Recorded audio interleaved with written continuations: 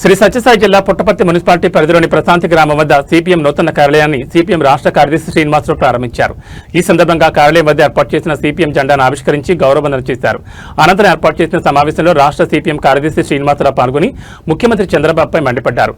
నూతన సంక్షేమ పథకాల పేరుతో డబ్బులు నొక్కేస్తూ కూటమి నేతలు అవినీతికి పాల్పడుతున్నారని ఆరోపించారు. రాష్ట్రంలో ఉపాధి హామీ పథకాన్ని రద్దు చేసి కూలీల కడుపుకొట్టిన ఘనత చంద్రబాబుకు దక్కుతుందన్నారు. ఇక సీఎం చంద్రబాబు చెప్తే మహిళలు పిల్లలు కనాలా అంటూ మండిపడ్డారు. పిల్లలను కనాలో వద్దు ఆడవాళ్ల హక్కు అన్నారు. చంద్రబాబు ఏమో ఒక్కడిని మాత్రమే కన్నారు, కొడుకు లోకేష్ కూడా ఒక్కడనే కన్నారంటూ గుర్తు చేశారు. ప్రజలకు ఒక రూలు మీకొక రూలు అంటూ శ్రీనివాసరావు సూటిగా ప్రశ్నించారు. ఇప్పటికైనా చంద్రబాబు అభివృద్ధిపై దృష్టి పెట్టి రాష్ట్రాన్ని ముందుకు నడిపించాలని ఆయన సూచించారు.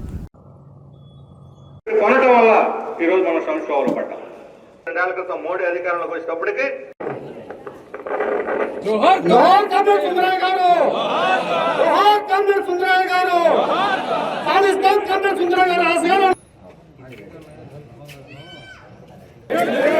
Order select order select order అక్కడి ప్రజా పోరాటాలు సిపిఎం సిపిఎం జిందాబాద్ జిందాబాద్ సిపిఎం జిందాబాద్ జిందాబాద్ జిందాబాద్ సిపిఎం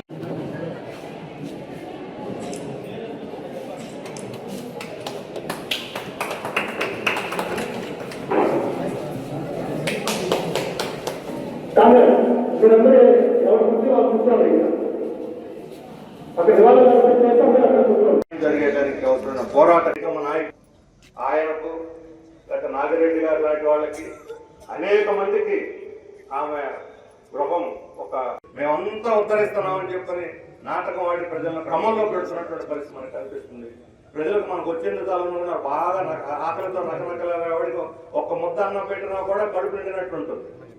మార్చి మార్చి ప్రజల్ని సమస్యలతో చివరికి ఒక 5,000 10,000 మీరు పెన్షన్ ఇస్తామనంటే దాంతోనే సర్దుకుపోదాం అనుకునేటువంటి పరిస్థితిని ప్రజలకు కల్పిస్తున్నారు. ఇది ప్రజలు భిక్ష కాదు, ప్రజలకు వేసేటువంటి భిక్ష కాదు, ప్రజల హక్కు. ఇది మన హక్కుదారును 6% కాదు, సగం మొత్తం బడ్జెట్లో సగం పేదవాళ్ళకే ఖర్చు పెట్టాలని చెప్పి మనం కోరాల్సిన అవసరం ఉంది. ఎస్సీ ఎస్టీల పరిస్థితి మనకు తెలుసు, బీసీల పరిస్థితి మనకు తెలుసు, మహిళల పరిస్థితి తెలుసు. అన్నిట్లో కూడా ఈరోజు అవినీతి పెద్ద ఎత్తున పోతా ఉన్నది. ఇప్పుడు ప్రజల్ని ఈరోజు పెరుగుతున్నటువంటి అనేక సమస్యలు మనకు తెలుసు. ఉపాధి హామీ పథకాన్ని రేపు జూలై నుంచి అమలు జరుగుతుందో తెలియదు. కేంద్రం చట్టం మార్చేసి మా దగ్గర డబ్బులు కేంద్ర రాష్ట్ర ప్రభుత్వాలు పెట్టుకోండి అని వాళ్ళు ఏదైతే పెట్టేసారు. మీరు ఖర్చు పెట్టండి, మేము అవసరమైతే ఒక 60 రూపాయలు ఇస్తాం. అంతకుముందు 90 ఇచ్చేవాళ్ళు, 60 ఇస్తాం, 40 మీరు పెట్టుకోండి అంటున్నారు. రాష్ట్ర ప్రభుత్వం 10 రూపాయలు పెట్టుకునేది ఇంతకుముందు, ఇప్పుడు 40 రూపాయలు పెట్టుకోవాలి. మా దగ్గర డబ్బులు లేవు చంద్రబాబు నాయుడు అన్నాడు. అంటే కేంద్రం డబ్బులు ఇవ్వకుండా, రాష్ట్రం నిధులు ఇవ్వకుండా ఉపాధి హామీ పథకం ఎలా అమలవుతుంది అంటే దాన్ని ఎత్తేయడం కోసమే ఒక పథకం ప్రకారం ఒక ప్రణాళికబద్ధంగా దీన్ని చట్టాలు తీసుకొచ్చి మన నెత్తి మీద రుద్ది దానికి రామ్జీ అనే పేరు పెట్టి, రాముడు అంటే ధనానికి భక్తి కాబట్టి మహాత్మా గాంధీ పేరు తీసేసి రాముడి పేరు చేస్తే భజన చేస్తూ కూర్చుంటారు, లేక వీళ్ళు అన్ని మర్చిపోతారని ఒక దుర్బుద్ధితోటి తీసుకొచ్చి మన నెత్తి మీద రుద్దారు. దగ్గర డబ్బులు లేక కాదు, ఓల్డంత డబ్బు ఉంది. ఆ డబ్బు ఎట్ట ఖర్చు పెట్టాలి కూడా వాళ్ళకి తెలియదు, మింగేస్తా ఉన్నారు. ఆ డబ్బునంతా కూడా కార్పొరేట్లు కట్టబెడుతున్నారు. ఎందుకు దాన్ని ఎత్తేస్తున్నారు? ఈరోజు గ్రామీణ ఉపాధి హామీ పథకం వల్ల ప్రజలకు ఎంతో కొంత ముక్తి లభిస్తున్నది. పనులు లేని కాలంలో ఉపాధి పనులు చేసుకుని గ్రామాల్లో ఉంటున్నారు. ఇది ఎత్తేస్తే ఇక పొట్ట చెత్త పట్టుకొని పరిశ్రమలు ఉద్యోగాల కోసం పట్టణాల వైపు వచ్చేస్తారు. ఇప్పుడు ఈ అదనపు లేబర్ని తక్కువ వేతనాలకు పట్టణాలకు పంపించడం కోసమే ఈ ఉపాధి హామీ పథకాన్ని ఎత్తేస్తున్నారు. ఇది పొట్ట అయితే కార్పొరేట్ కోసమే ఇప్పుడు ఈ ఉపాధి హామీ పథకానికి నీళ్లు వదిలేస్తుంది ప్రభుత్వం. నిన్న మొన్న చంద్రబాబు నాయుడు గారు జనాభాని పెంపుదల, పిల్లలే సంపద అంటే దాని పేరు పిల్లల సంపద. అంటే మనకి ఆశీర్వాదం అక్కర్లా, మీకు భూమి అక్కర్లా, వేతనాలు అక్కర్లా, మీకు ఎలాంటి ఇల్లు అక్కర్లా, ఏమొద్దు, పిల్లల కరెంట్ చాలు. ఇది చంద్రబాబు నాయుడు గారు చదువుతున్నారు. పిల్లలే సంపద అని దానికి పేరు పెట్టారు.